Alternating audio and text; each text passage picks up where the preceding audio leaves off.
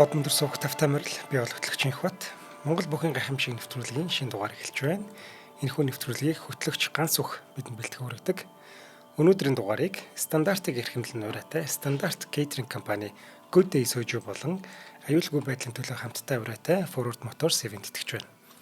Нэвтрүүлэг та бүхэнд YouTube-ийн хот өндөр суугаар мөн ТV телевиз 83.3 107 төлгөөний хот манд радиогоор хүрч байгаа. За өдрийн мэнд ганашаа.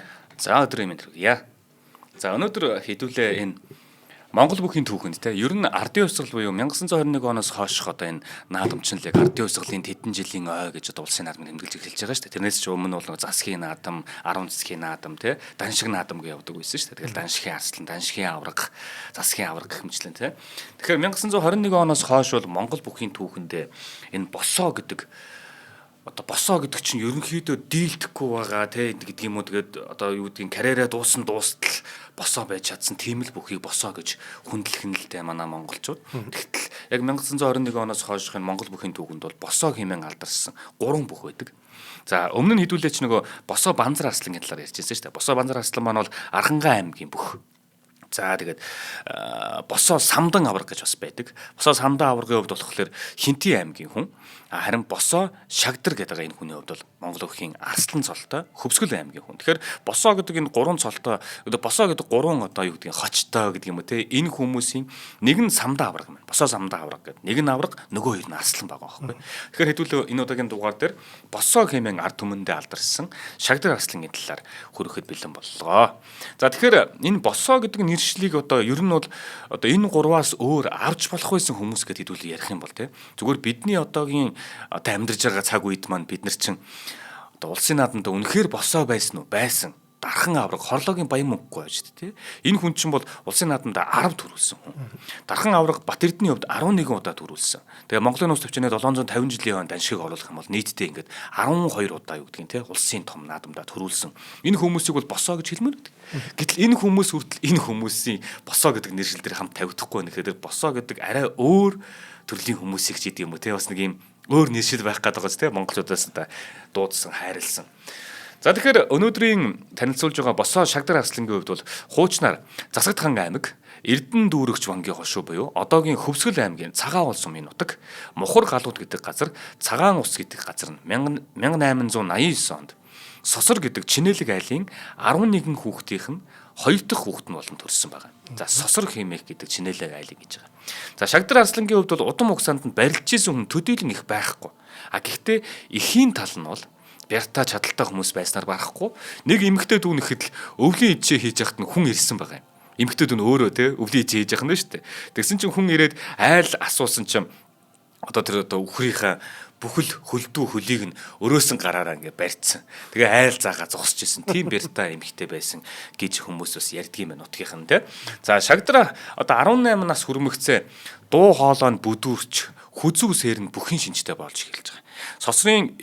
Сосрын энэ хүү бүх болох нэ гэд нутгийнх нь өвгчүүл те бас урам өгч зоригжуулж исэн гэж юм л да. Тэгээд ингэж байж байгаад 1913 оны зуны адаг сарын 15-нд Тэсийн хүрээний майдрын их наадам болсон байна. За тэгэхээр нөгөө даншиг наадам, засгийн наадам гэдэг шиг одоо тухайн үед одоо овооны тахилгаан ч гэдэм юм их наадмууд болдог байж. Тэгэхээр 1913 он гэхээр нөгөө ардын хувьсгалаас өмнө болоод таачиж байгаа юм тийм. Тэгэхээр тэр үеийн наадмын тэмдэглэл инээ дээр юмуд бас бидэнд маш бага байдаг штэ.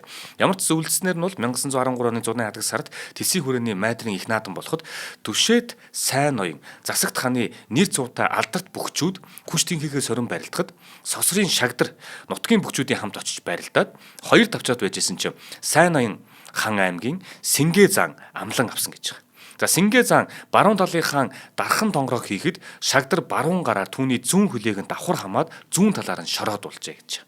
Тэгэхээр 1913 он өөрөө 1889 за 90-ээр бодлоо гэхэд чинь 22 3-тай байж байгаа үедээ л ямар ч үсэн цуута бүхчүүдээс нэгийг нь даваад л авч 4-ийн даваанд цог бадрах амлан авч хав дөрвөлжин барьцнаас хавирах гэ татахт нь тэр чигээр нь өргөө тайцсан гэж байгаа. За тэгээд Эрдэнэ дүүрэгч вангийн хошуу Шагдар хэмээх дийлдэшгүй их хүчтэй бүх болжээ гэсэн яриа наадамчдын тунд түгж байна. Эрдэнэ дүүрэгч вангийн хошууны Шагдар гэж явах нь. Тэрээр барилцсаар үзүүр түрүүнд Сайн ноёнхан аймгийн Далаа Жонхор вангийн хошууны Вандан заантай үлдсэн байна. Тэр наадам дээр. За ингээд Вандан зааныг хайж төрүүлэхэд наадамчин олон бүчин баяр хүргэж эрдэн дүүрэгч вангаас сайн бүх тодорлоо хэмээн шуугалцгаасан байна. За ингээд нөгөө 22 23 настай байгаа Шагдар гэдэг хүүчин оролцсон наадамдаа ирээд тэр том бөхчүүдийн цуглаан болсон тэр том одоо даншиг гэдэг юм уу те тэр наадам дээр бол одоо төрүүлээд авч байгаа. Ингээл ерөөсө тэндээс агуулаад нөгөө бөхчүүд ч гэсэн ярина л да. Нутаг буцаж байгаа энэ чинь нөгөө сайн ноён хаан засагт хаан гэдэг юм энэ улсуудаас ирсэн бөхчүүд чинь эргээд очихдоо тий. Эрдэнэ дүүрэгч вангийн хошуунаас нэг хүү гарч ирж байна. За өстө варсангүүдэ гэдэг ч юм уу ингээл яриа амнаас самд амжаал явах нь тухайд ч ямар хэвлэл мэдээлэл сошиал байх юм биш. За ингээд нутгийн хүмүүс ч гэсэндээ өөрийнх нь хошуугаас тий өөрийнх нь нутгаас сайн бүх гарна гэдэг бол тэр хүмүүсийн хувьд бол одоо тэр үед ерөөсө дэмждэг юм нь хурдан морь бүх сур харваал байгаа шүү дээ тий. Тэгэхээр нутгийнх нь нүрийг тахлах хэмжээний тийм бяртаа хүмүүс гарч ирж байгаа юм бол нутгийн олон ч гэсэндээ сайхан л гэсэн үг. За ингэж явсаар Шагдар 1924 онд Ардын цэргийн наадмын өмнөхөн 10 засгийн наадамд барилдаж Цэцэрлэг мандал уулын аймгийн Банд гэдэг бүхтөө үзүүр түрүүнд үлдээд барилдсан чим Шагдар баруун гараа өргөөд баруун хөлөө өргөөд хөөхтөн Банд гүйн ороод хоёр хөлийг нь тахимаар нь хаман түрхэд Шагдар хоёр гараараа газар тулсан чинь унсан хэмээн үзэж тахимаа авах гэхтэн цэргийн наадам дээр аваарай гэд өгөхгүй явцсан гэдэг. За эндээс юу харагдаж байгаа юм гэхээр ямар ч байсан дахиад ийм ардын цэргийн наадмын өмнөхөн 10 засгийн наадам гэж болж те энэ дээр манай очоо барилдсан чинь бас л хүчтэй мундаг бүхт үзүүр төрөнд үлдээд тэгээд нөгөө бүх нь унгаачаад хахад манай унгах юу ах те хоёр гараараа тулцсныг л унтсан гэж тооцчихгүй юу. Тэгэн гутал нөгөө шартаа юм байна л та Шагдар гэдэгт те цэргийн наадам дээр ирээд надаас юугаа аваарай гэж байгаа байхгүй те. За ингээд тахимаа өгөлгөө яваад өгсөн байна.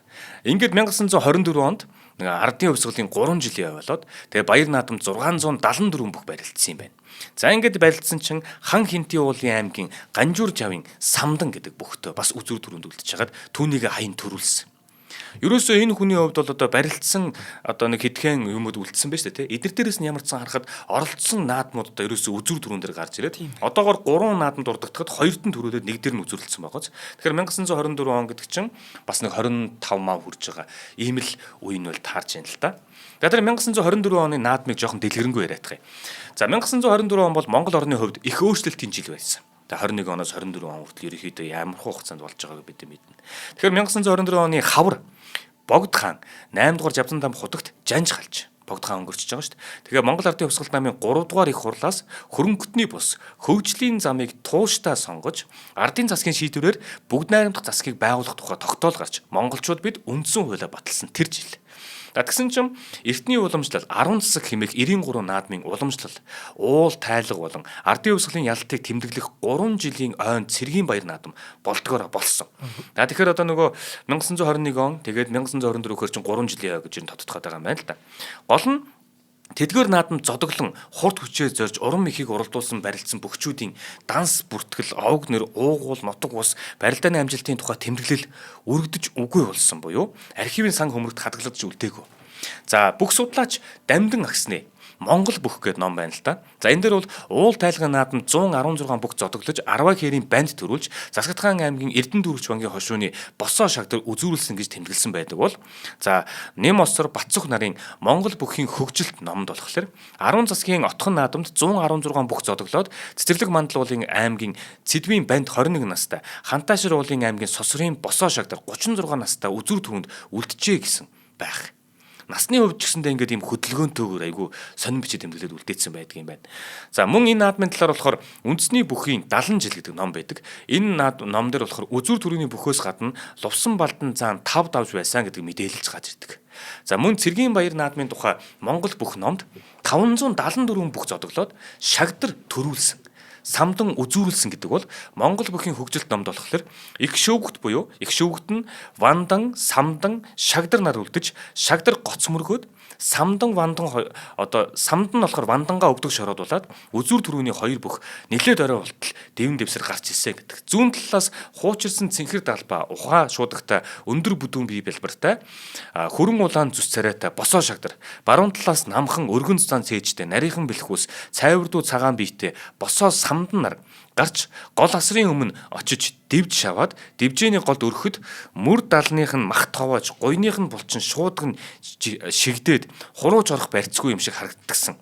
Энэ наадамд Шагдар Самдан дагуулan тонгороход тэсэж үлдсэн. Тэгээд ард тийш нь даран хаяж төрүүлчээ гэсэн байдаг. Тэгэхээр одоо яг энэ наадмын талаар бидэнд нөгөө нэг үлдсэн юм байхгүй учраас олон хүний судалгаанаас харахад за зарим дээр нь болохоор самдан бол одоо 2 3 удаагийнх дээр нь төрүүлсэн гэж яриад байгаа. А нөгөө талдаа шагдрыг болохоор 1 удаа төрүүлсэн гэж бас нэг баримтан дээр нь төрүүлсэн гэж гарч ирээд байгаа. Тэгэхээр нөгөө нэг яг босоо гэж нэрлэгдээд байгаа банзар арслан, босоо гэж нэрлэгдээд байгаа шагдар арслан, босоо гэж нэрлэгдээд байгаа самдан авраг гэж байна шүү дээ. Тэгэхээр энэ гурвын чинь босоо, самдан авраг нь босоо шагдартайгаа таарсан наадам учраас би бас нэг учрыг нь олох гээд ингэж жоохон хөөгд байгаа шүү. За ямар ч байсан энэ наадам дээр бол одоо ингээд аль нь төрүүлсэн хэсэг нь эргэлзээтэй. Гэхдээ ер нь бол хоёр хүчтэн хоёр талаас тулж. За ингээд 1925 оны наадмыг дутаад эхлэе. 1925 оны наадамд ардын хувьсгалын 4 жилийн цэргийн наадамд 920 бүх барилдсан. За үүнээс 37 настай шагдар тэгээд вандан авраг, самдан, нацгийн жамайнар шүгийн дүрдүүлсэн байгаа. За тэгээ вандан, самдан амлаж аваад жамайн нь болохоор шагдар нарын хоорондоо тунан барилдсан. За тэгсэн чинь шагдар харслан Цэцэрлэг мандал уулын аймгийн жаминд унсан. Шагдар харслан яргаа махтай. Махны хувьд явд сав таарсан их уран гой биетэй бэлхүүс нарийнхан 2 м гаруй өндөр байсан. Одоогийн бөхчүүдээс одоо харьцуулах юм бол өсгөө аврахтай ерөөхдөө биеийн хувьд нэлээд ойролцоо байсан гэж үздэг юм. Барилдаг арга барилын хувьд гэх юм бол дамдын аврахтай адил тийм хурдан шалмаг барилддаг. Дээрээс нь бүхийн ёс жаяг гараа дэвэг гойд сайхан хийдгийн дээр барилдах бүрт өөрийн үнэнч засвал өнөр гэж хүнийг үргэлж авч явдаг байснараа одоо өөрөө бас дурсан байдаг. Тэгээд энэ өнөр гэдэг хүн миний хувьд бол сайн засвал байгаад зогсохгүй санаагүйг сануулдаг. Тэгээд бодоогүйг бас бодуулдаг. Яг хэрэгтэй цагт нь хэлж чаддаг ийм хүн байсан гэж магтаж ярьсан байдаг юм. За зарим номон дээр болохоор энэ өнөр гэдэгийг бас өнөр тогтох гэд гараад байдгийн шүү. Тэгээд бид нар яг хуу ерөнхий өнөр гэдэг нэр нь байгаа учраас өнөр гэдгийг нь ачилаа. За Арслангийн маань хувьд бол эд үедээ завхан Хөвсгөл аймгийн наадмуудад барилдж хагаад нилээд хожуу 35 нас хүрж иж улсад зотголсон. Цөөхөн барилдсан одоо тийм хүн болсон юм байна. Тэгээд түүний гол өсөлтөгч нь гэх юм бол ээж нь нанзад гэж бүх байсан бөгөөд маш үнэнч барилддаг учраас аймаг, хошуу, овооны наданд барилдах бүрүүдээ үргэлж хайж байсан төдийгүй нэгч бууж өгөөгүй эрхэм сайн чанартай бүх байсан гэж хэлдэг. За би энэ талаар нь дараагийн нэвтрүүлгийн хамтаа хэлж ярьчаад яагаад үнэнч гэдэг байгааг нь хэлж өгье. За өнөөдрийн дугаарыг стандартыг эрхэмлэн стандарт кейтеринг компани ивент итгэж байна. За стандарт кейтерингийн маань Good Day гэдэг нэртэй юм сүүжүү оруулж ирдэг. За сүүжүү бол Солонгосын ард түмний уламжлалт та идэ. За тэр ч утгаараа сүүжүүний зах зээл дээр Солонгосын 3 том тоглогч байдаг юм байна. За тэдгээр нэг нь манай Good Day гэдэг сүүжүү байхгүй. Тийм Good Day-ийн энэ би үйлдвэрийн тэр одоо юу гэдгийг философи гэдэг юм их одоо ойлгоод таниад хүндлээд гэдэг юм уу тийм. Хүндлээд байгаа юм. Энд чинь бүтээгдэхүүн хийхдээ өөрөөсөө нэг философитой байх нь шүү дээ. За би нэг юм арх хийгээд зарчий гэдэг юм байхгүй. За бидний энэ хийсэн архийг уугаад хүртээд тэг маргааш нь ингээд ажил амьдрал нь сайхан болоосоо гэдэг тийм философиор хийдэг байхгүй. Маргааш сайхан мэдээ сонсоосоо гэж бодсондоо анхны good чинь good news гэдэг нэртэй байсан юм билээ. Бүр. Тийм. Тэгэхээр юу ч хийсэн сэтгэлээсээ ингэж хандж хийвэл их одоо гоё юм шиг надад санагдаад байгаа юм. За good day энэ пусан бүс нутагта хамгийн одоо шилдэг, хамгийн одоо нэгдүгээрт ордог ийм сүүжүүн юм байна. За ингээд бүх одоо дэлгүүрээр баг худалдаалагдж байгаа дөө. Тэгээд ер нь хэлэхэд хэтрүүлэн хэрэглэх хортой шүү гэдгийг одоо онцгойлон анхааруулмаар байна. Сүүж ууч шаардаад байна гэдэг шүү дээ. Тий. Ямар ч юмыг хэтрүүлэх юм бол шаардсан шүү дээ. Тий. Энэ сүүж ууч чинь хоолтой зүгээр найз нөхдөд сайхан ярилцаад ингээд хольж ингэж хэрэглэх хэрэгтэй юм байл шүү хүмүүс. За баярлалаа. За нөгөө нэг 1890 он 89 он ч л үү те төрсөн гэж хэлээд байгаа шүү дээ. Тэгээ би сая андуурчлаа. Нэрээ 20 он гарч байгаа чинь 30 гарчих юм байна шүү дээ энэ хүн чинь те. Тэгэхээр 30 гарсан хойноо одоо барилдаж байгаа. Тэгээд ингээд нэг улсын наадамда цөөхөн барилдсан гэж хэлнэ. Яг улсын наадам гэж нэрлээд байгаа нь тэр 21 оноос хойш болоод байгаа наадмуудыг л улсын наадам гэдэг болохоос ш. Өмнө нь бол тэр нутаг хошууны дан шиг тэгэл 10 засгийн наадмуудад бол барилдаад ид хава гайхуулж яваад л энэ хүн Арслан гэдэг цолыг тэр 20 он гэхэд автсан л гарч ирсэн байгаа байхгүй те. Одоо бидэнд үлдсэн мэдээлэл төр гарч За саяны дээр нөгөө өөрийнх нь гол өрсөлдөгч ээж нь нанзад гэдэг шүү дээ тий. Тэр хүний талаар яриад байгаа юм. Одоо нанзад нь болохоор аймгийн Арслан цолтой. Одоогийн энэ Завхан, Хөвсгөл, Архангай аймаг дээр одоо энэ даяар тий тэр бүс нутгаар ээж нь нанзад гэж алдарсан нэгэн гинэ. Бас л цуута бүх байх нь. За Арслан босоо шагдар одоо энэ чинь болохоор Арслан босоо шагдрыг чинь хүмүүс харахтаа биеийнх нь хувьд бас нэг юм жоохон цайвард те тухайн хүмүүсээс жоохон цайвард болохоор шар гэж ерөөхдөө хэлдэг. Тэгээд шар гунан Арслан босоо шагдар гэдэг. Тэгэхээр энэ хүнтэй чинь энэ тэнцүү өрсөлдөг чинь гэхээр нөгөө хүн ч гэсэндээ бас би хааны явд дүүцхүүц байх гэдэг юм л да. Тэгэнгүүт нөгөө нанздын болохоор хар гунан арслан ээж нь нанзад гэдэг юм. Тэгээд шар гунан арслан босоо шагдар, хар гунан арслан ээж нь нанзад хоёр хоорондоо ингэж эд барилддаг. Тэгээ нас биений хувьд гэсэндээ ер нь ойролцоо байсан учраас энэ хоёрын барилдааны хүмүүс их үзэх дуртай. 13 жилийн турш өөргөлж хамтдаа тэгээд энэ аймаг, хошуу, овоон наадмуудад ерөөсөө яг л барилддаг нэг ийм хоёр бүхэл таарад байна л да. Тэгээд ингэж барилдах тоолонд хамгийн сонин нь шүү дээ. Нөгөө босоо шагдрын дандаа давж төрүүлдэг. Ерөнхийдөө энэ хоёр чинь баг үзүү төрөндөө дандаа таарад байдаг. Энэ олон жил барилдахдаа дандаа тэр наадмууд үзүү төрөндөө гарч байдаг гэхэр чинь. Үнэхээр нэг үед хоёулаа жагссан байгаа тийм эд хоёр хүчтэн л байна л да. Тэгэл үзүү төрөндөө гарч ирэл босоо шагдрын дандаа төрүүлж идэг юм байна. Нэг нь намар нөмөргийн буюу одоо завхны хошуу хэлж байгаа юм байна. Над энэ наадам дээр үзүр дөрөв нөгөө чи хоёлоо үлдсэн гинэ. Тэгээд ээж нь нандд нь болохоор босоо шагдараасаа тэгсэн сүулдэ бүр үнэхээр болох байгаа тий. Би төрүүлэлтэй гэдэг. Ганц удаа одоо буугаад өгчлөлтөө би одоо төрүүлэлтэй л гэсэн бол та. Тэгээ өмнө нь бас олон л барилдаа тий ийм давхгүй байсан юм шиг. Тэгсэн чинь нөгөө босоо шагдар аслангийн хувьд болохоор маш тодорхой хариулт нь. Тэгэж хиймра нөмөргийн шороотой худахгүй гэдэг ганцхан өгүүлбэл хэлсэн байгаа. За ингээд ээж нандсан ч гэсэндээ дотороо ингээд бачимдаа тий бүр энийг заавал хайна гэж ингээд шарлахж хагаад босоо шагдараасаа урдаад барь завангууд нь баруун зүүн талаараа ээлжтэд сэлгэж хагаад 7 удаа тонгороод унгаасан байгаа байхгүй. Тэр цагаас хойш нандсныг бол 7 тонгороо гэж очилдог болсон юм байна. Тэгээ нөгөө нэг шарн хөдлөө тэгэл шагдараасаа төрүүл барьцаагаал тэгэл баруун зүүндээ ингээд 7 удаа дагаалал тонгорж байгаа л давсан байх нь л тий. Ээж нандад хожимо тэсийн хүрээний нааданд бас л хоёулаа үзүр төрөнд үлдсэн байгаа. Тэгээд 13 удаа тонгороход нь шагдрын хамраас нь цус хойцсон гэж байгаа. Тэгээд нөгөө шагдар нь эргүүлээд "Өш байцхөө" гэд нөгөөдгийг гингуутлаа. Тэнэг нохоо чинь хүн сүйтгэлээ гэд очиж яа одоо дахин аав мөрөг одоо тугандаа мөрөг гэдэг юм уу мөрөг гэд тэгээ араас нь явсан баг. Одоо ингэж одоо ерөнхийдөө тэр нөгөө нандст нь те төрүүлж исэн гэдэг юм уу те хэмээн хуучилсан байгаамаа. За бөхчүүдийн дурсамж гэх юм бол буур жамин авраг одоо энэ босоо шагдар арслангийн талаар дурсахтаа ингэж дурссан байна. Шагдар бол намрын нас гүйцсэн ширээ хүрэн ат шиг биетэй хүч самбаа зориг нь тэнцүү лут бүх байсан. Ёстол бүх хүн тийм байх гэж хэлмээр одоо хүн байсан те. Тэгээд одоо өвдөг шороод болсон хойно одоо түүнээс сүрдэх дээрээс нь хайрлах сэтгэл төржиж билээ гэж байгаа. Тэгэхээр буур жамин аврагын хувьд бол түүнтэй бас барилдаж явсан, түүнийг давж явсан хүн байх гэдэг нь л да. Насны хувьд арай жоохон залуу байж магадгүй те. Түүнийг залгаж гарч ирсэн байж магадгүй. Дээрээс нь буур гэж нэрлэгдсэн шалтгааныг бид нар мэдэн штэ те. Бас л тэр том буур шиг тийм том биетэй өөрөө тэгээд бууртаа бас ноцолдож өргөж явж исэн тийм хууч домог байдаг учраас буур гэж нэрлэж байгаа. Тэгэхээр биеийн хувьд бас энэ босоо шагдар гэдэг энэ арсланд хүрхүү хэмжээний биетэй гэвэл үнэхээр биетэй учраас буур жамин аврагын энэ дурсамжийг онцолж байгаа. За тэрээр бас бүр энэ босоо шагдар арслан бол бүр ингээд оюулынгийнх нь өмнөх дугаарууд дээр хийж исэн хүмүүсээс бүр илүү хүч тэнхээтэй байсан ийм хүн гэж бүр харагдахаар тийм жишээ удахгүй гарч ирнэ. За улсын зан Ловсон Балдан гэж хүн байна. Энэ хүн болохоор би босоо шагдартаа 2 таарч барилдаад өвдөг шороодж ирсэн. Тэгээд их тэнхээтэй хүн биетэй мөн баруун гарын дунд хуруунуудын маань одоо баруун гарын дунд хурууг мулталж исэн. Ингэж гэмтэж исэн гэдэг. Тэгээ яасан хэ нөгөө ингээд барьцааваад ингэж яхад нь халсан юм шиг байна. Тэгтэн л хуруу нь мулт явцсан юм шиг байна. Тийм хэмжээний халдаг бүр үнэхээр тэнхээтэй хүн байсан даа л гээд байгаа энэ Ловсон Балдан гэдэг хүн. За бүгд Монголд улсын арслан Санд Сүрэн гэдэг хүн болохоор за босоо шагдрын хувьд болохоор их бяртай. Яг нь мэхний хувь тийм олон сонголттой ийм бүх байгаагүй. Их бяртай л байсан санагдаж байгаа. Тэр 52 настай байхдаа албан ёсоор унсан хүнээ тоолсон чинь 16 хүнд унсан байсан гэж байгаа. Тэгэхээр чи энэ хүн 52 настай байхдаа тий босоо шагдар гэдэг хүн 52 настай байхдаа өөрийнхөө яг унснуудыг тоолсон чинь 16 хүнд гарч ирсэн байх гэдэг байгаа байхгүй. Тэгээ яг хуу энэ 16 удаагийн тохиолдол энэ шүү дээ тий бас 16 өөр хүн биш. За нэг хүн одоо түүнийг тэгээ 16-гийн тэдэн удаад авцсан байх нь шүү дээ.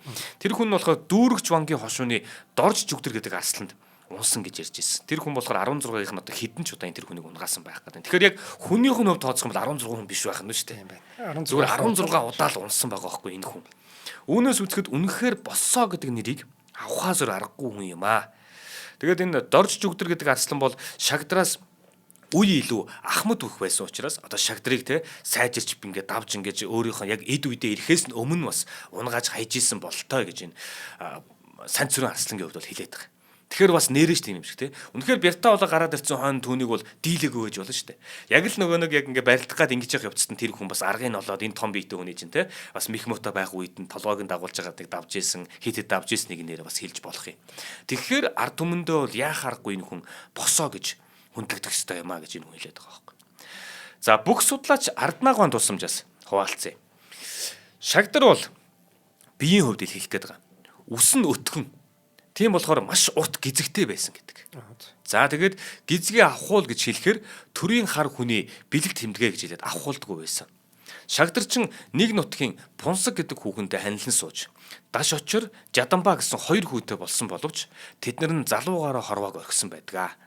За манай хөгшчүүлийн ярихыг сонсох юм бол Арслангийн хувьд болохоор Шагдар Арслангийн хувьд болохоор өргөн ханхар цээжтэй, лагс тийм зузаан биетэй, өргөн сартгар хамартай, за барзгар бор царайтай, хацар болон шанаа өргөн, гидс бэлхүүс нарийнхан. Өндрийн хувьд гэх юм бол 1 м 90 см-аас 2 орчим метр өндөртэй. Өргөн өтгөн тийм хар гизэгтэй, ааш зангийн хувьд болохоор төлөв төвшин боловч эхэс дээдэс язгуурданда үзэлц тэмцэлцдэг тийм хүн байсан гэж. Тэгэхээр цаг үеийн хувьд бол тийм үед амьдарч байгаа учраас ийм хүн байсан гэдгийг хэлэхгүй болохгүй л дээ. За энэ хүчит Арслангийн араас ардын хувьсгалын жилүүдэд хүчит бүхий ногоон дэмжиж олон арван хүчтэн төрөн гарснаас дархан авраг дарийн дамдан авраг цэвэр авдан одоо Бээжин нарын одоо манлайлуулсан улсын цолтой тийм том бөхчүүд төрөн гарсан. Яг энэ хүний үед дуусаад араас нь энэ бөхчүүд гарч иж байна гэсэн үг. За нэг сонирхолтой мэдээлэл гэх юм бол Шагдар Арслан их сайхан зантай. Харин одоо ямар сархад тийм үү те ямар нэг юм хүртсэн үедээ бол ширүүн догшин тийм зантай тул хүмүүс түүнээс сүрдэж имээдэг байсан. Яаж тэр хүн чи ойрдох юм бэ те? Бусдаар бол олон түмэнтэйгээ хацаа сайтай, эрдүү зантай, найрсаг яриатай хүн байсан гэж ном зохиол төр тэмдэглэн үлдээсэн байдаг. За хүч чадлын хувьд дурдаад эхлэх юм бол одоо нөгөө сонин гайхамшигтай юмуд нь орж ирнэ. Шагдар Арслан эдэр залуу байх үед нь нутгийн нэгэн айлын нас бий гүйдсэн сарлагын бух гэж байна тий. Одоо бухыг ингээд ороод жоох ингэх юм бол бүр дийлхэ байлдаг байхгүй юу. Би багадаа хүртэл гэдэг байсан. Одоо манай адуу маланд эртээ бэртээ олон ах нар дундаа би өслөөдөө одоо адуутаа гэсэндээ аль болох ирэмгий байх гад тэрэнд бол дийлдэхгүй л гэж үзсэн миний хувьд бол. Тэгэхэд тэр жоохон байх үед чи манай ах нар ч юм бол бүр л адуу малтай ойрхон тийм улсууд байгаа байхгүй юу. Ямар ч азраг нэтэр юмтай тэгэл эмнэг адуутай барилцаал авдаг тийм хүмүүс. За тэгээ байж айлын бух ороод өрөөд ирэх юм бол бүгд зүгээр гэрэл ухаагүйг бол орно эсвэл морой мортол зүхтаа. Яаж ийм ихлээр тэд нар чинь бүр адуу шиг биш байхгүй юу. Адуу ч юм бас арай нэг учиртай. Нөгөө нэг нялх хүүхэд мөхөд дайрдгүү гэдэг шүү дээ. Тэр чинь нэг юм адууд чинь нэг тийм бас нэг юм зүн байгаад идэх. Адуу чинь бас арай учиртай.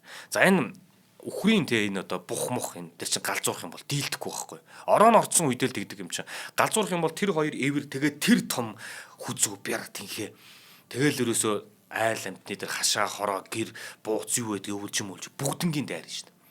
Тийм. Тэгэхэд одоо энд шагдрыг яг эд залуу байх үед нь нутгийн айлынх нь нас бий гүйцэтгэсэн бүр. Зүгээр одоо бухуулаад ингээд бухан бэрүү мөрөө биш. Бухан бэрүү ч хүртэл дийлдэхгүй шүү дээ ер нь бол. Тэгэхэд энэ сарлагын чинь нас бий гүйцсэн тийм бух галзуураад ойр авийн мал сүргийг сэжлэн хөөгөөд. За дээрэс нь хүмүүс чинь ойрдохын аргагүй. Тэгээд нөгөөд чинь уйхлаал ингээл ийш тийшээ дайраал ингэж явах явцд нь шүү дээ. Манай Шагдар тэр бухыг барьж авсан баг.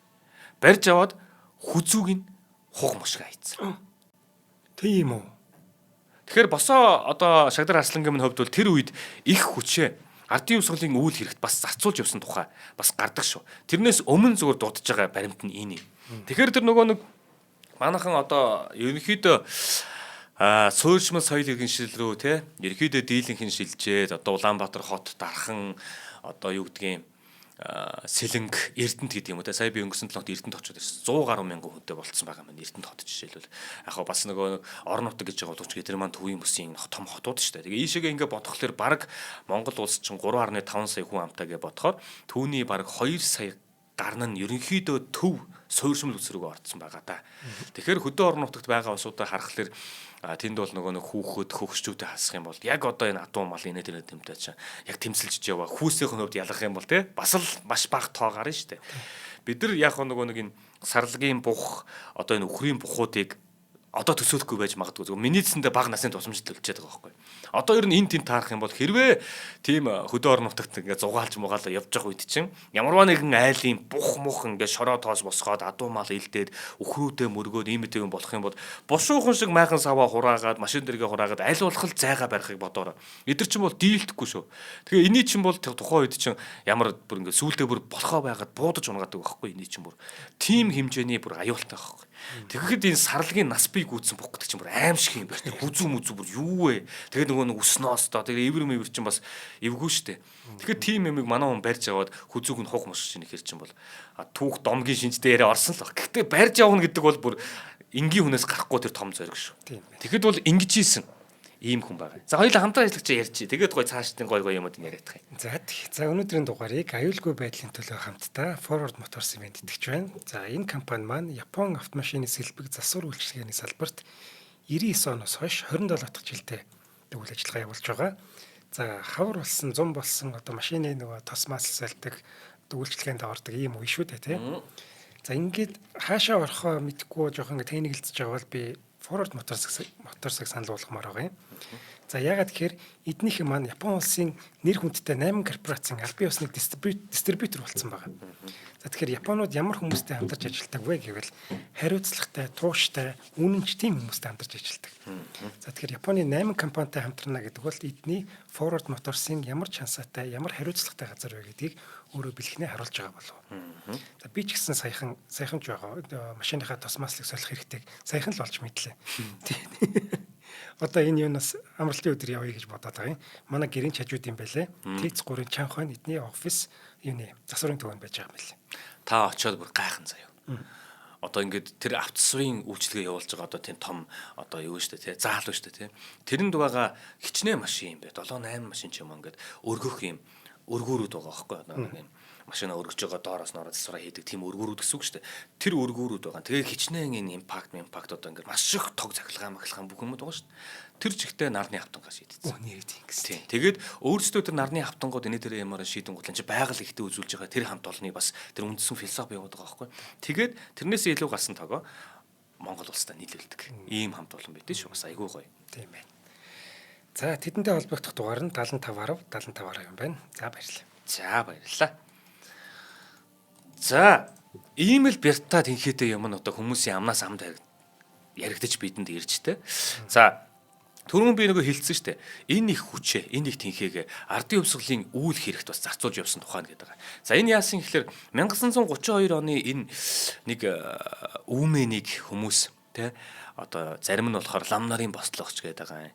Зарим нь болохоор энд чинь ганцхан лам нар байгаагүй. Энэ бол ард түмний бослого байсан юм аа. Тэр нөгөө нэгдэлчих хөдөлгөөн инээтрэ гэдэг юмуудыг одоо зөвлөлбот улсын бусад тэр социалист орнуудаа хийж байгаа тэр үйлдэлийг нөгөө нэг газар нутаг хүн ард түмэн соёл тэр улсын одоо юу гэдгийг тэр зүүнэлтэн те нүүдэлчин ахуйд нь тааруулж ойлгож ингэж буулгахгүйгээр шууд хүчээр буулгасанс болоод ард түмэн чинь эсэргүүцээ тэрэн дотор ч ард иргэд малчин тариач да тэгээд нөгөө нэг номтой эрдэмтэй хүмүүс тэгээд лам нар тэр чин дээрээс нэмээд одоо цэргүүд хүртэл оролцсон гэдэг багхгүй энэ бослогч юмас зарим баримтан дээр энэ яаж юм нэхлээр ард түмэн өөрсдөө болохгүй байгаа зүйлийн дүргийг нэгдээд ингээд яваад байгаа. Тэгээ энэ нөгөө хөвсгөл аймгаас эхлээд наашаа гарангаа гэдээ орж ирсэн ийм бослого байгаа. За тэгээд эний чинь болохоор хүмүүс бас нөгөө лам нарын маань ном хийд те юу гэдгийг сүм энэ болгоныг нь шатааж ингэснээс болоод хүмүүс чинь бас ямар ч хүн амьд өтийг хүртэл оролдох юм бол аруулцсан гэдэг шиг бүр ингээд шууд ингээд хүчээр ингээд ангуудл бүгд нийлээд боссон энэ ард түмний бас нэг юм эсэргүүцлийн хэлбэр байсан шүү гэж одоо хүмүүс бас яриад идэг. За яг энэ үүмэн дэгдсэн жил хэсэг лам нар Эрдэнэ төрөгч бангийн хүрээний дэргэд одоо байдаг энэ хятад пүүсний дааман хаалгатай өндөр шавар хэрэм дотор одоо шивэлэн бүгсэн. Шивэлэн гэдэг чинь тэр нөгөө нэг энэ тэр пүүс дотор ороод тэгээд гаднаас хүн амьтаа оруулахгүй ингээд бүгдсэн байгаа ийм үе гэж байгаа байхгүй. Тэгсэн чинь тэд нар болохоор ийш тийшээ хамаагүй буудаад хүмүүсийг ойртуулахгүй буудсаар хагаад сумаа дуусгаж исэн тэр үе нэ. Сүүлдээ чимээгүй бас юм хориглон байхад нь хэсэг хүмүүс очиж хэрмийг давж орохоос болгоомжлон их дааман хаалгыг эвдэж орохоор оролдож исэн гинэ. Одоо тэр дотор байгаа бүгдсэн байгаа усуудыг л гаргах гэдэг шүү дээ. Тэгээ оролдож исэн чинь тэр нөгөө дааман хаалга нь болохоор захыг нь ингээд төмөрлөө заяа бүр ингээд бүхэлдсэн. Зузаан банзан тэгээд нэг юм том юм дааман хаалга байсан гэж байгаа. Тэгээ хүмүүс ч тэрийг гаднаас нь эвдээд орох гээд ингэхлээр юусе яаж яагаад дийлэхгүй тийм одоо бат бөхөл хаалга байж л дээ.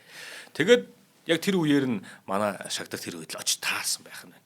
Тэгээд нөгөө хүмүүсийг аль бүгдээрээ жоохон холтцгоо зай тавьж игээд тэгсэн гинэ. Тэгээд гисэн чинь нөгөө хүмүүс нь гайхаад энэ олон армуу хүн бөөнөрөө ингэж нийлээд онгоолгож чадахгүй яаж чадахгүй байж хахад бүх хүн гэдэг ч бас тэнэг хүн юм аа гэд хажууд нь тэгж ийсэн баг. Тэгсэн чинь манай он зайгаа авч байгаа л гүйжч бол бүв хийдлэн мөргсөн байгаа. Тэгэхэд л нөгөө нэг даамаа хаалгана. Нөгөө нэг голынхан бэхэлцэн төмөр инээд дээрээ биш. Хоёр талынхаа нөгөө нэг төмрөөр бэхэлцэн тэр хэсгээрээ заа цараа тав салаал унжсэн гэдэг. За тэгээд энийг нь бол харсан үтсэн хүмүүст одоо ярих юм шүү дээ. Тэр хүн чинь тэгж ийсэн байлээ шүү. Тэгсэн шүү гэдэг юм яриаг ард түмэнд ярьсан байх нь байна. За дээрээс нь нэг өвөл хошууны захирагч тайж пунцаг өвлийн ичээ төхөрөхт нь манай он ирж тусалжээ.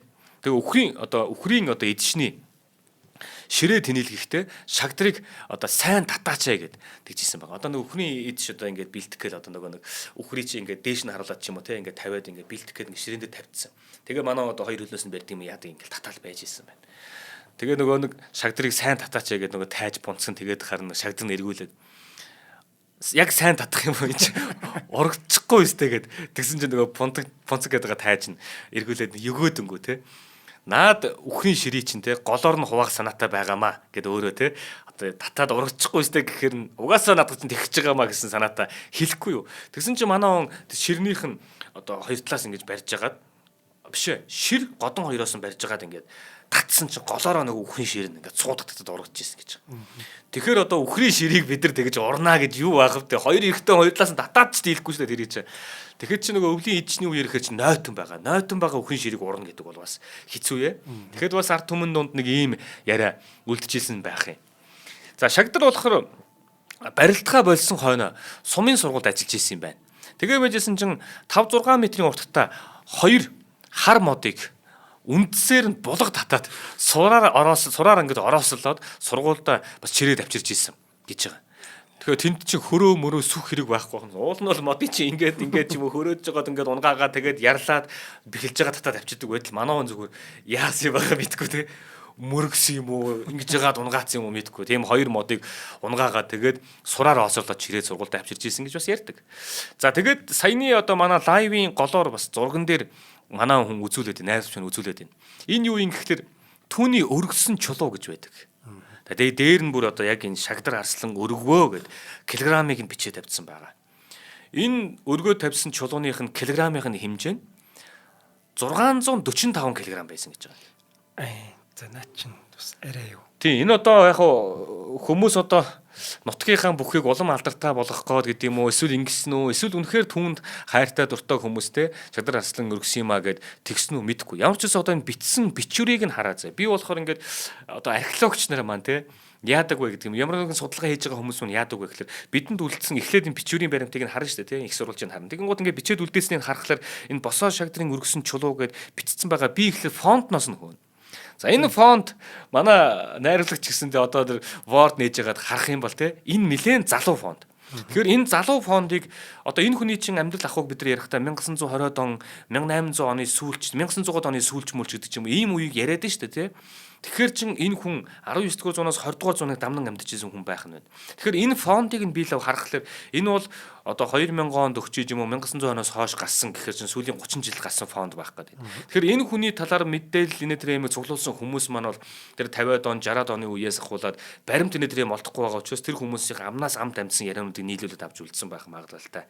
Яг гоо би бол 100% бодиттой үнэн гэж хэлж чадахгүй. А тэгвэл бичиж үлдээснийг харахаар ер нь бол сүүлийн үеийн судалгаагаар үндэслээд энэ чулуу мөн гэдэг юмыг хүмүүс тавьсан байх гэдэг. Тэгэхээр сүүлийн үеийн судалгаан дээр бол бид нар аль болох тэр үеийнхэн баримтыг үнэнээр үлдээх гэдэг. Ялангуяа сүүлийн 30 жил гэх юм бол 1990 он хосноос гарснаас хойш бид нар чинь үүх түүгнээ тэр юм а илүү бодтойгоор нь үнэнээр нь ингэж бичдэг болж байгаа шүү дээ. Магадгүй жоохон 90 онтой ойрдох юм бол хит туйлшрлийн үе байж магадгүй л дээ. Хит давуулж хит үнэхээр бахарах гэж ингэжсэн үе байж магадгүй. Энэ фонтны учрыг хэдүүлээ хэдэн он гарсан фонд яасан ийсэн гэдэг юмыг хөөгд үзэх юм бол бас нэг үнний орт тоёгүй юу гэдгийг зах харагдаж магадгүй л те. Гэхдээ ямар ч сан бидэнд үлдэж байгаа яригдж байгаа юмар бол те түүний өргөсөн чулуу гэж энэ хамгаалж үлдээсэн байгааг харахад 645 кг татдаг гэж байгаа. Тэгэхээр бас үнэхээр тэнхээтэй байсан уу? Байсан. Тэгэхээр одоо биеийнхэн дэр одоо хилэмжинч тэр те 2 м орчим биетэй өргөн зузаан зэжтэй хүн зузаан хүзүүтэй нэ тэр гэж байгааг бодоход үнэхээр тэнхээтэй байсан байх гэж хэлж болно. Дээрээс нь саяны тэр хүмүүсийн ярьсан тэр сарлагын те одоо юу гэх нас бий гүйтсэн сарлагын бухыг хүзүүг нь хугмашгах тэр нойтон байгаа тэр үхрийн ичний юуг ингээ урж байгаа гэж байгаа. Тэр дааман хаалгын мөргөж ийсэн гэж байгаа. Энэ чулууг өргөсөн гэдгийг харахад бол үнэхээр тэнхээтэйгээ хувьд бол үнэхээр яригдчихсэн тэнхээтэй нь бол үнэн байхаар тэ бас юм бүх юм аа л гэж хэлэх гэдэг юм байна. За бүх судлаач Арднагоон дурсамжаас шагдар бол нэг төрөй хэлжсэн шүү дээ тэ маш урт гизэгтэй, өтгөн им гизэгтэй. Тэгээ гизгээ авах бол гэхээр би төрийн хар хүн гэдэг байсныг бодохлоор бас төрийн ажил инээдрээ юм эрхэлж явсан болов гэлж хэлж болох уус. Дээрээс нь өндөр цэх нуруутай, бүхтэр биш, цэх нуруутай, өргөн ханхар зээжтэй, лагс зузаан биетэй байсныг нь хэлдэг. А дээрээс нь үндсэн механикийн хувьд гэх юм бол халж суйлах. За тэр нөгөө нэг халдаг дээр л тэр хуруугаа молт ахуулж исэн байх нь шүү дээ тий. Тэгэхээр энэ тэнхээтэй хүн чинь халнаа гэдэг бол өстой бүр гар өрөөг дахиж байхгүй болтол халах нь байна. За ингэж халд суйлдаг. Дээрээс нь харцагдаж дайрах. Хав дөрвөлжин барьцнаас баруун гараараа шуудагдаж зүүн хөлөөрөө хавирах зэрэг мэхийг бяртай даацтай хийдэг байсан гэж. За тэгэхээр алдарт бүхчүүдийн домог дандаа сайхан төгсдгүү. Түүний хувьд болохоор 1930-аад он магадгүй монголчуудын хамгийн хар бараан цаг үе гэж хэлж болно. За энэ цаг үед хэлмэгдүүлэлт эхэлж лам нар, ноёд, сэхэтнүүд нөлөө бүхий хүмүүсийг олноор нь баривчилж байсан тийм цаг. Тэгэхээр гизэгтэй байна гэдэг чинь тухайн үед төрийн хүн гэсэн үг. Шагдар Багдаа бас энэ лам нэртэй явж исэн. Хүрээ хийдэр орж гардаг байсан тул түүнийг хардлага сэрэлддэг бас тойроогүй. Ингээд 1932 оны бослогтой холбоотой гэсэн яриа гарсан ч баримт бас байдгүй. Гэвч тэр үе бол баримт хэрэггүй цаг байсан гэдгийг бид нар мэддэг. Сэжгэл байхад хангалттай байсан. Ингээд 1938 онд Шагдар 49 настай байсан. Түүнийг Хөвсгөлийн цагаан уул сумын очдгийн гол их газраас баривчилсан. Өөрөө бас хөвсгөлийн хүн байгаадсэн шүү дээ. Тэгээд дотоод явдлын яамны хүмүүс түүнийг морин тэргээр аймаг руу авч явсан гэдэг. Тэгээд уул нь бол тэр нөгөө нэг одоо жишээлбэл Хөвсгөл аймгийн цагаан уул сумын очдгийн гол гэдэг газраас барьсан гэдэг шүү дээ. Тэгээ морин тэргэн дээр суулгаад аймгийн төв рүү аваад явсан боловч аймгийн төвд очиагүй байгаа. Мөрөн хүрээгүй. Замдаа нас барсан гэдэг тийм яриа байдаг.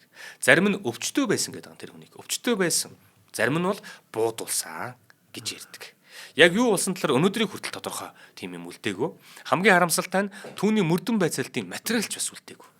Яагаад байсан? Яг бариад юу шалгаасан байцаалсан гэсэн тийм юм ч үлдээгүү. Тэр үеийн олон хүний адил түүний түүх, түүний одоо энэ одоо амьдралын төгсгөл үе бол одоо энэ харанхууд замхарсан гэж хэлж болох юм. Шагдар Арслангийн зураг маш ховор байдаг. Хөвсгөл аймгийн орон нутаг судлах музей гэж байгаа. Тэнд засуултаагаа зогсож байгаа нэг зураг байдаг бөгөөд сүүлд Батцохгайн Монгол бүхийн хөгжилт номонд гарсан зурагнаас өөр одоо түүний зураг нэдэр юм байдгүй. Тэгэхдээ одоо хүртэл Монгол бүхийн түүхэнд түүний Боссоо Шагдар гэдэг нэр бол боссоогоор хэвээрэл байгаа. Одоо хүртэл хүмүүсийн дунд дурсагдан яригдсаар хэвээрэл байгаа гэдгийг бас хэлэх нь зүйтэй. За баярлалаа Гануушаа. За баярлалаа. Тэгээ нөгөө хүүхдүүд нь бас багадаа өнгөрцөн гэж байгаа учраас үнэхээр энэ хүний үр удам минь тэр юм бас их ховрол гэдэг юм а тий. Ийм байгаад байгаа. Яг тийм нэг гой хүмүүс ихэд түүхийг бид нар ерөөсөө олж мэдчих чадахгүй байгаа даа тий. Яг тэмдэглэж үлдээсэн юм байхгүй. Гэтэл одоо хүртэл энэ бас үргэлжлээл байгаа байхгүй. Нэг гой хүний ингээд намтар байлаа гэж бодоход яг мэдж байгаа хүн өөртөө ингээд хадгалаад үлдчихдэг. Бусдаа яагаад ч уулзах хүсдэг үү тий. Уул нь тэмдэглэж үлдээсэн юм аа. Бидний чинь нүүдэлчин учраас бидний чинь юм бичиж үлдээдгүү гэж тэнийг юм яриад идэг байхгүй. Тэрэнд нь бид нар итгэл бид нар нүүдэлчин учраас те ингээд бичиг цаас авч явдггүй мовдггүй биш байхгүй. Айл тэр эсвэнгүй мэрэгний тэр харвсан тэр чулуугч нь те дээр нь Чингис хааны те ийм байлдан дагуултын үед эсвэнгүй мэрэгэн тэдэн алд метр харвлаа гэдэг монголчууд хатан дээр сэлээд үлдээсэн байдаг үстэй Монгол босоо бичгээрээ. Тэрийг бид нар олдог үстэй. Тэрнтэй адилхан одоо сүүлд 1921 онд Судар бичгийн хүрээлэнгийн гомжав мэрэгэн те тэр хүн чин хаа байсан дорндод очиод хөдөөний нэг айлаас одоо бичээ тавьдсан байгаа тэр бичвэрийг нь олоод ингээд аваад ирсэн тэр чин луу гүний алтан товч байдаг үстэй бид нар 1700 он энэдэр юм бичвэрүүд үлдсэн тэр бичвэрүүдээ бид нар мэддэг штэ бидэнд бичвэр байдаг байхгүй бид нар бичиж тэмдэж үлдээдэг ааваас аавд хүүгээс хүүд ам дамжуулан үлдээдэг энэ 1940 он хүртэл аав нь хүүдээ хэлж ярьж явж исэн Тэгээд аав нь хилмигдээд алуулсан, шоронд орсон гэдэг ийм юмуд байдаг. Өвчин туслааны тэрэг байхгүй болдог. Тэгэхээр бид нэр уулна шүү дээ. Ааваас авд хүүгээс хүүд. За дээрээс нь бичиж үлдээх юмудаа бүгдийг нь авч явсан ийм арт түн байхгүй. Тэгээд одоо жишээлбэл дахиад нэг зүгээр жижигхэн юм сөхөд шүхэрж бониа гэдэг байна шүү дээ, тий. Шүхэрж бониаг энэ бэмбэрийн чинь хаанаас олсон бэ? Зүгээр нэг хийдийн өдөр тутмынхаа ямаа бичдэг архив дээр одоо тэр хүүхэдтэй нэгэн одоо лам банд тийм ээ. Банд одоо ингээд өөрөө нэг юм шүхэр шиг юм хийж агаад одоо хийдийн орой дээрээс хашаан дээрээс үсрээд буугаад тэрнийг нь харсан манжийн амбан одоо юу гэдгийг те наадхаа ингэснээс болоод банзцаар агаад одоо хороосон гэдэг тийм л мөр гарч ирдэг шүү дээ. Тэр мөрийг хараад бэмбэрийн чинь гоохоо би дахиж санаад. Тэгээд шүхэрч мониак чинь бичиж бидэнд үлдээсэн байдаг байхгүй. Тэгэхээр тэрнээс юу харах вэ гэхээр ингээд өдөр тутмын архива хүртэл тэр хийд бичиж үлдээдэг байсан.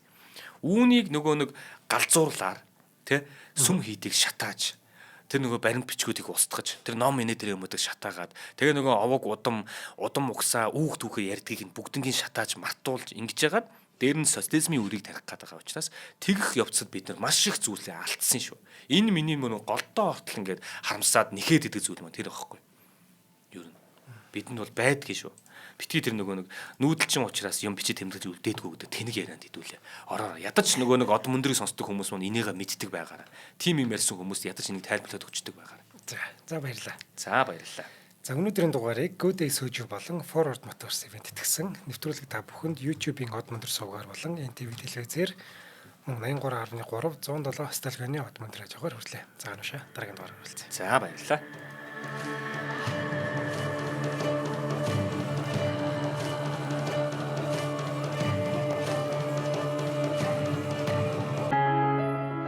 Нэвтрүүлгийг хүлээн авсан Нарны аймгийн монголчуудаа баярлалаа. Од мөндөр сувг нь энэ мэдчлэн таны мэдхүйн мянган нэвтрүүлгийг 2026 оны 7 сарын 1 хүртэл та бүхэндээ хүргэх юм. Их хэлээрээ шинжлэх ухаан танин мэдхүйг түгээхийн үлсэд нэгтгэх хүсвэл та бидэнд хандив өгөх боломжтой. Жилдээ ганцхан удаа 100,000 төгрөгөөр биднийг дэмжснээр шинжлэх ухаан танин мэдхүйг түгээх энэ үйл хэрэг амжилттай үргэлжлэх юм. Од мөндөр нэр дээрх Удаагшлын банкны дансгаа 4191 тэг 4518. Та 100,000 төгрөгөөр шилжүүлэхдээ гүйлгийн утга дээр нь өөрийн нэр болон утасны дугаараа заавал бичээрэй. 100,000 төгрөг хандалснаар од мөндөр сувгийн алтан гишүүн болох юм а. Шинжлэх ухаан танин мэдхгүй Монголд ялах болтугай.